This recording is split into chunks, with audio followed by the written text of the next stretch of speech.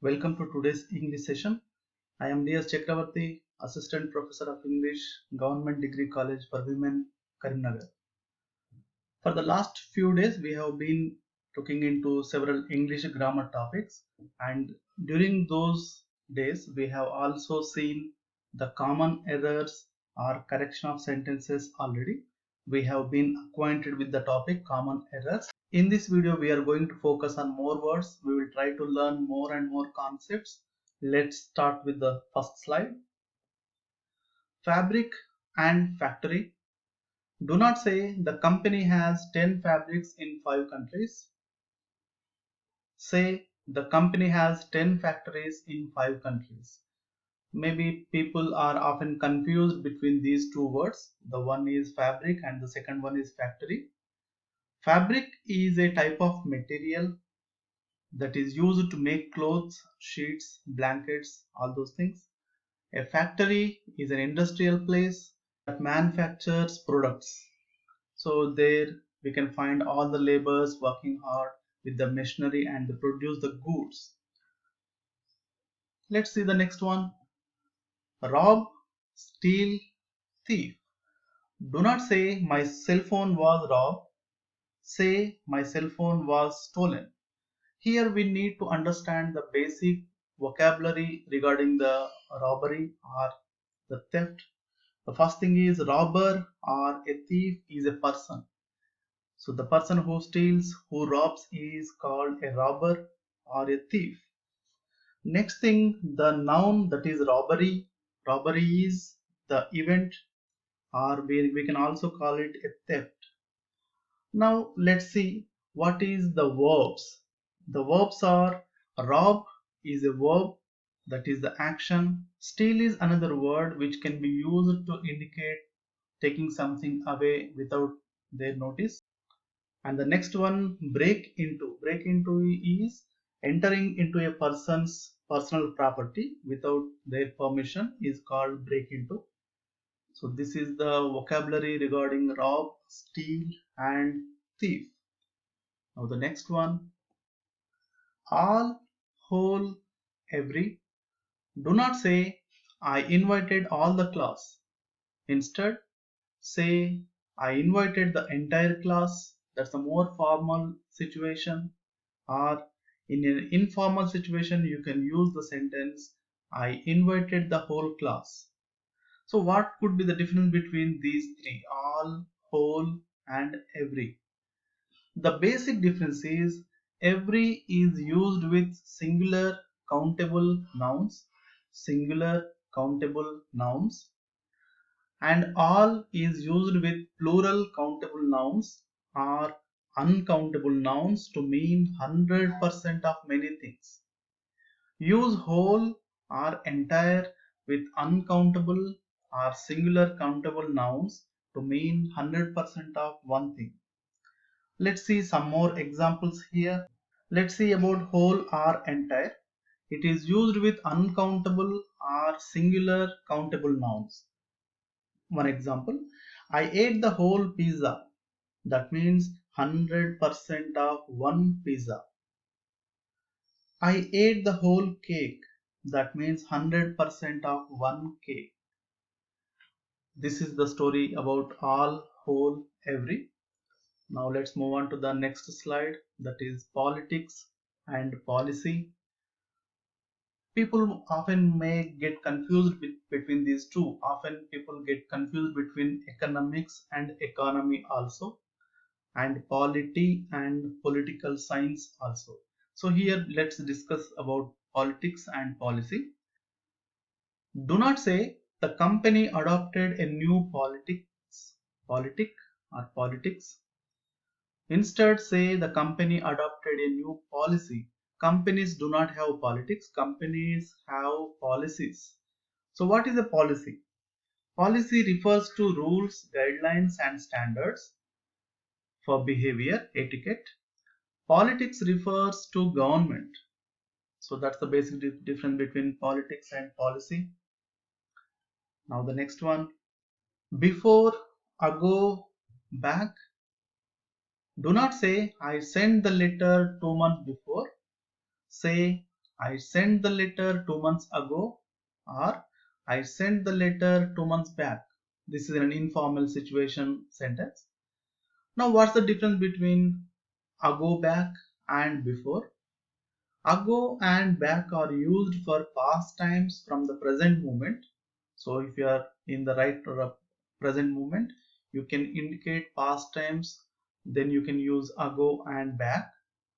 And before is used for past times from another time in the past. So we need to look into an example to understand the situation. For instance, yesterday I missed my train. I got to the train station at 7:15, but the train had left 10 minutes before. Here you are explaining about the incident which happened yesterday, that means the past. In the past, you are mentioning about something that had already happened. So in this kind of situations, you need to use before. That is the past situations. And if you are talking about the present moment, and in the present moment you are referring to something had happened already in the past, then you can use ago and back. Now let's see the next one. So, such. Do not say, I have so wonderful friends. Instead, say, I have such wonderful friends, or my friends are so wonderful. So, what's the logic behind this? After so, use an adjective.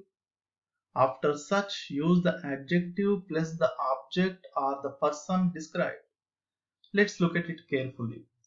After so, use an adjective. In the example, we can see my friends are so wonderful. So, adjective, so wonderful. So, this is the right pattern.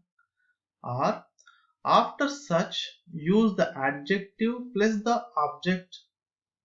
Then it becomes I have such wonderful friends. Friends are the object or the persons described. Let's see some more examples. Their dog is so cute. They have such a cute dog. Her kids are so obedient.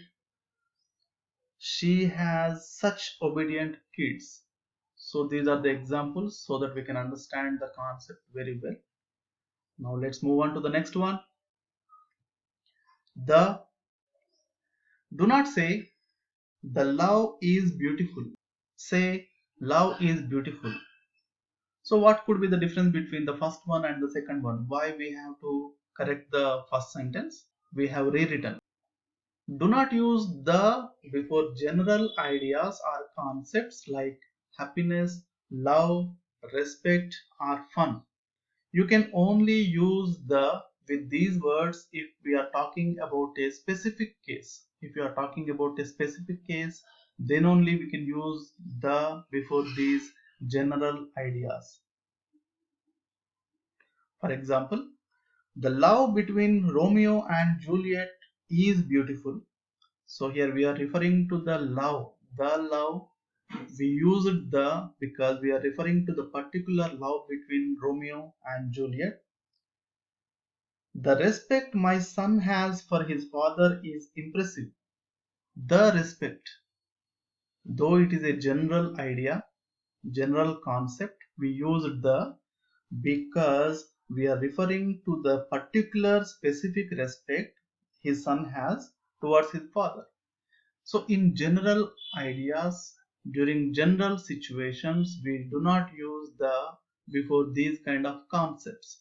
But when we are talking about particular situations, then it is allowed to use the in those kind of situations. The next one, both, either, neither. Do not say I speak neither French or German. Instead, you need to use the phrase, you need to use the sentence, I speak neither French nor German. So, what is the difference between both, either, neither? Simply, both. For the best example for using both is I speak both English and Spanish. You are just combining the two objects with the conjunction and. I speak both English and Spanish. And regarding either or and neither nor, that means either or should be used in the same sentence, or you can use the second set neither nor. And you cannot mix these two. That means either cannot be used with nor, and vice versa. Neither cannot be used with or. So this is the most important thing you need to remember. Let's see some examples. You can choose one flavor of ice cream, either chocolate or vanilla. See here we can find the combination either or, the set of the pair we can see here, either or. I like neither soccer nor tennis. Here also we can see the set neither nor. So this is the concept behind both either and neither. Now let's move on to the next one. Borrow, lend. Do not say, could you borrow me a pencil? Instead, you need to say, could you lend me a pencil? Or could I borrow a pencil? The basic difference is you need to understand the meaning of the words borrow and lend. Borrow is to receive, lend is to give. If you mix up those two things and if you use vice versa, then it could lead to chaos. Now let's see some more examples. The bank lent me 1 lakh rupees. The bank lent me 1 lakh rupees. That is, the bank has given me 1 lakh rupees. And regarding borrow, Rajesh borrowed a dictionary from Sita. That means Rajesh received a dictionary from Sita. So this is the basic difference between borrow and lend. Next one, enough. Don't say this box isn't enough big for all the books. You should say this box isn't big enough for all the books. Do not say we don't have people enough for a soccer team. Instead, you should say we don't have enough people for a soccer team. So this is the pattern that you need to remember and you need to use in your daily conversations. And the next one, listen and hear. Usually, most of the time, students get confused between these two. They use the words vice versa. Actually, there is a difference between these two, listen and hear. So what's the difference? Let's see about the usage first, then we'll try to understand the concept. Do not say, I listened a great new song on the radio. Instead, you need to say, I heard a great new song on the radio. So what's the difference between these two? Listen is often a prolonged action, but here is just one moment in time. Listen is often intentional, but here is often unintentional. For example, I am listening to a podcast. Podcast is a lecture or something that is delivered through audio mode. I am listening to a podcast. Here you are listening to a podcast because you are paying attention. It's a prolonged action and it is intentional. That means you are trying to focus on what is being said through the lecture. And here I can't hear the TV. Turn the volume up. Occasionally, when the ads are being displayed on the TV, we do not focus on those ads. Though we hear those ads, though we hear the sounds, but we do not focus on them. It is unintentional. So this is the basic difference between listen and hear. And the next one, see, watch, look. This is also a confusing thing. Do not say, I can't look anything. It's too dark. Instead, you need to say, I can't see anything. It's too dark. In the same manner that we have discussed just now, listen and hear. Look is intentional and it is often used in this form, look at something. Object means something. See is to perceive with your eyes. Watch is to keep your eyes on something for a long time. For example, look at the sunset. It's so beautiful. It is intentional. I saw a car accident while driving home from work. So the perception that you received with your eyes. Now the third one, watch, is to keep your eyes on something for a long time, especially watching TV, watching movies, like that. I am watching TV.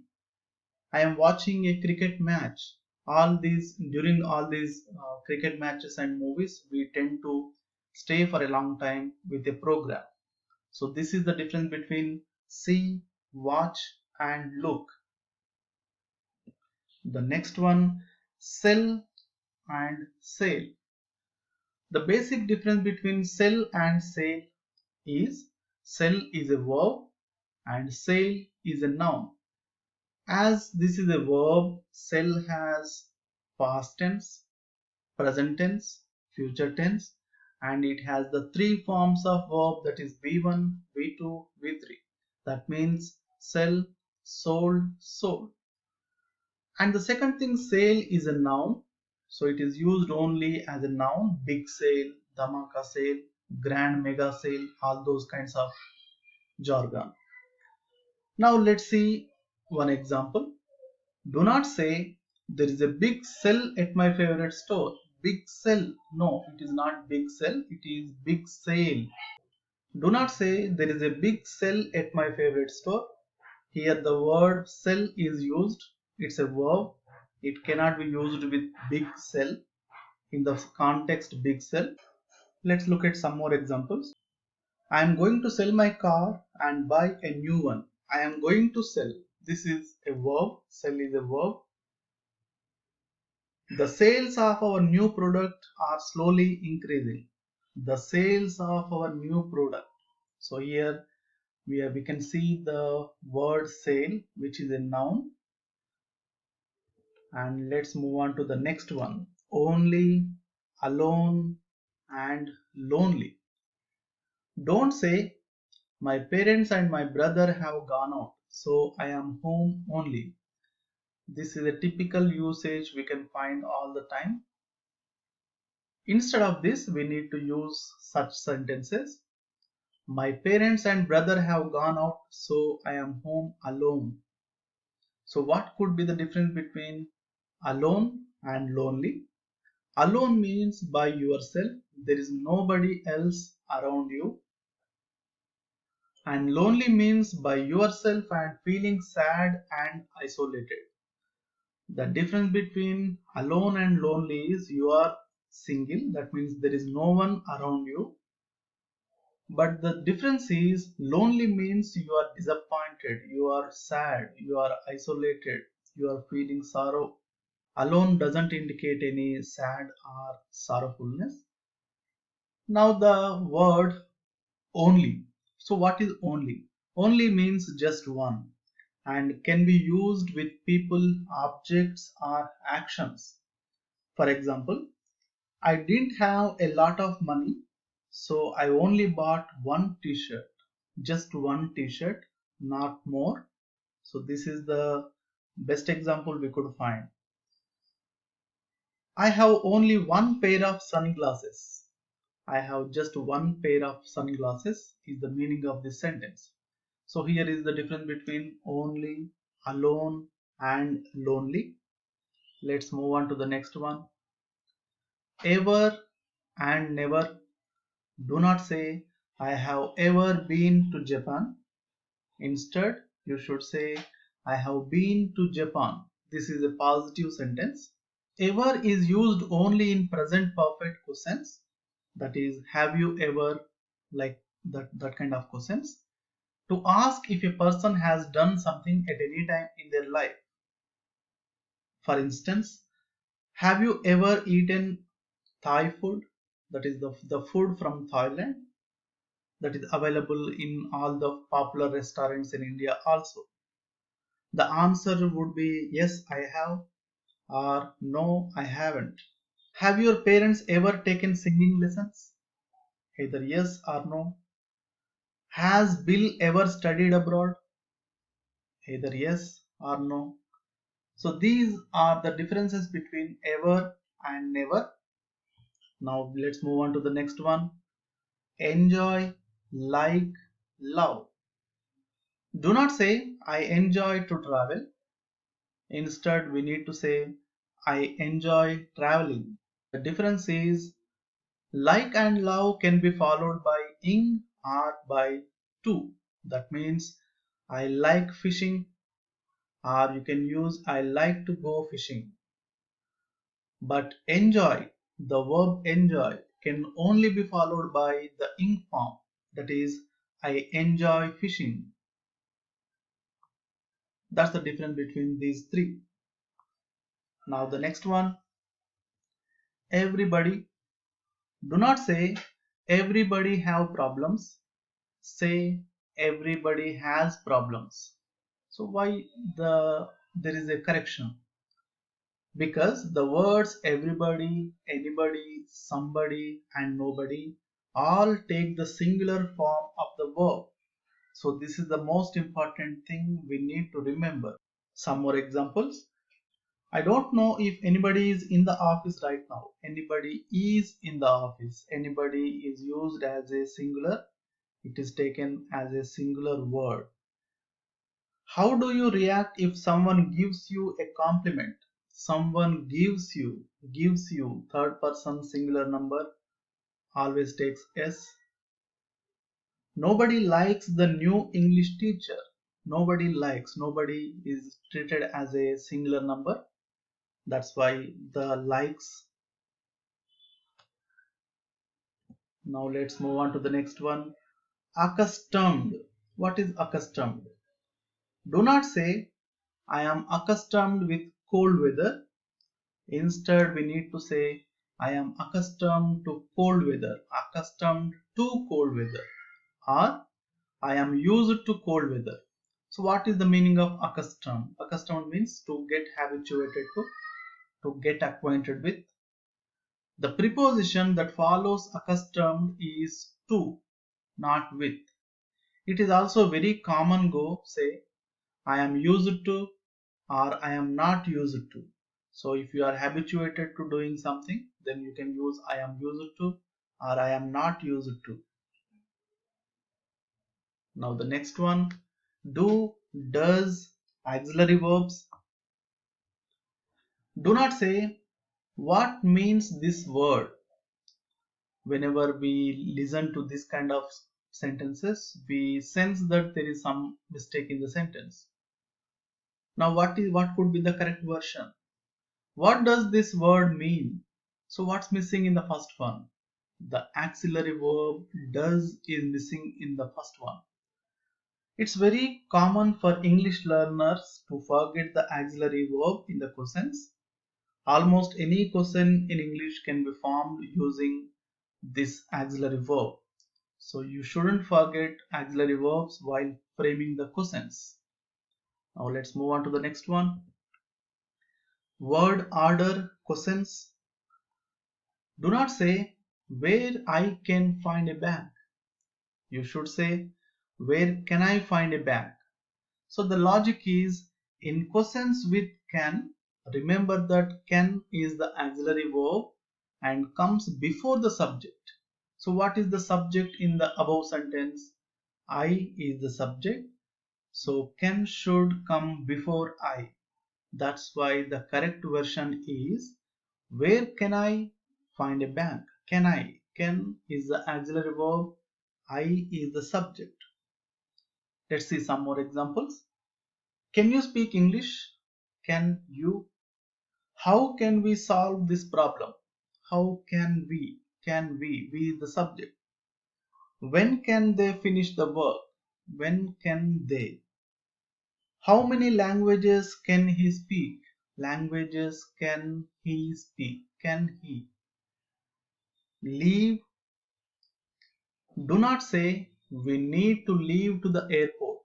Leave to the airport is the wrong version.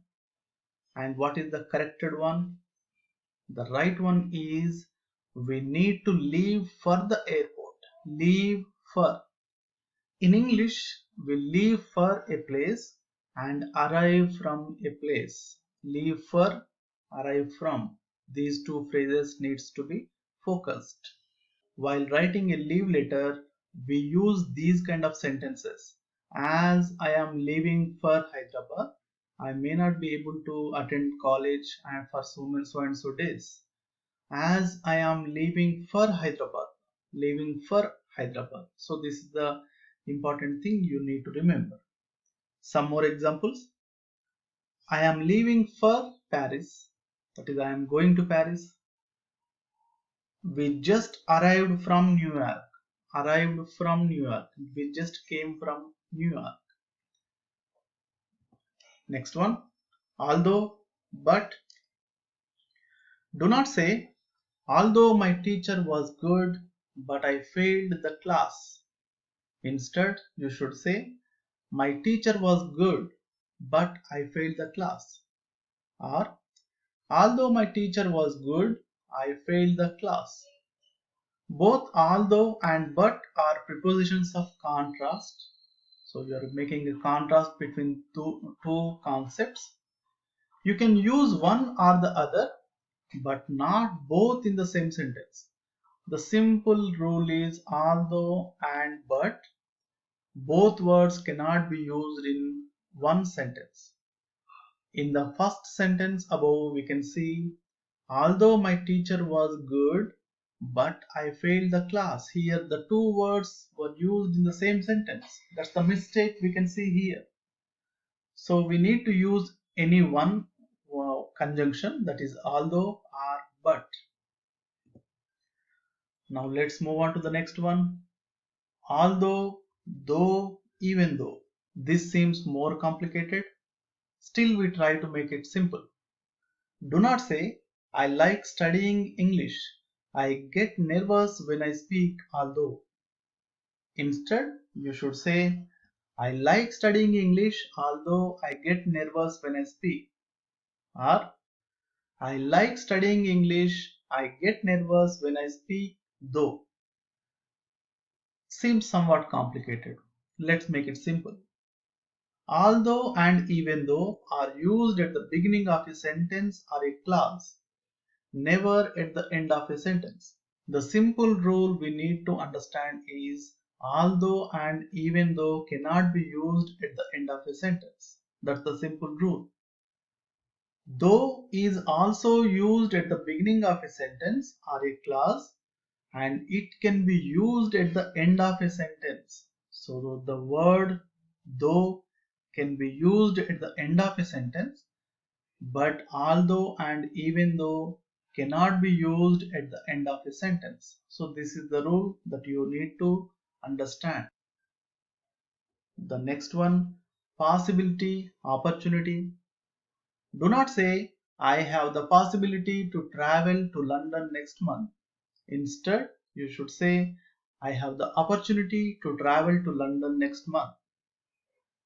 With the verb have, always use opportunity. The word possibility is more often used with there is. For example, there is a possibility I might travel to London next month. So there is a possibility. The word possibility is more often used with there is. And when we have the verb have, we need to use opportunity. Now the next one, success, succeed, successful. Often we get confused between these three. Do not say the project was success. Say the project was a success or the project was successful. Successful is an adjective. Success is a noun. Succeed is a verb. Successful is an adjective, as I just mentioned right just now. Successfully is the adverb. It's important to know the difference between nouns, verbs, adjectives, and adverbs in English. You might find all these words alike. ఒకటేలాగా ఉండి మిమ్మల్ని confuse చేసే అవకాశం ఎక్కువగా ఉంటుంది. Now let's see the next one. Promise. Do not say I promise I call you later. Say I promise I will call you later, or I promise to call you later. It appears to be a small thing, but it can make a good impact while using during our conversations. So the logic is, after promise, use the future with will or to plus verb, like in the above examples. I will call, or I promise to call. To plus verb, that is to call. Let's see some more examples. He promises he will arrive on time. I lent John some money and he promised he would pay me back by Friday. They promised me they wouldn't tell anyone about my secret. Now let's see the next example. Big and great. Do not say I have big respect for my parents. Say I have great respect for my parents. We use big for physical size, like in the phrases a big suitcase, a big nose, a big glasses, a pair of big glasses. Big can also be used for extent, a big project, big plans, a big difference. Great is used for quality, a great idea, great food, great trip. Use great with abstract concepts, great respect, great love, great joy, great sadness, like this. The next one, big and large. Do not say, I will have a big coffee with milk. Instead, we should say, I will have a large coffee with milk. With food, drink, and clothing sizes, we use large, not big. Let's see some more examples. Could you bring me a large soda? I would like a large Greek salad. The next one, good evening, good night. Do not say, good evening, Martha. See you tomorrow. Instead, you should say, good night, Martha. See you tomorrow. It appears they are departing, they are taking a leave. That's why we shouldn't say good evening while departing. Say good evening to say hello after 6 p.m. So when you meet people after 6 p.m., when you meet, then you should say good evening. While departing, you should say good night or goodbye.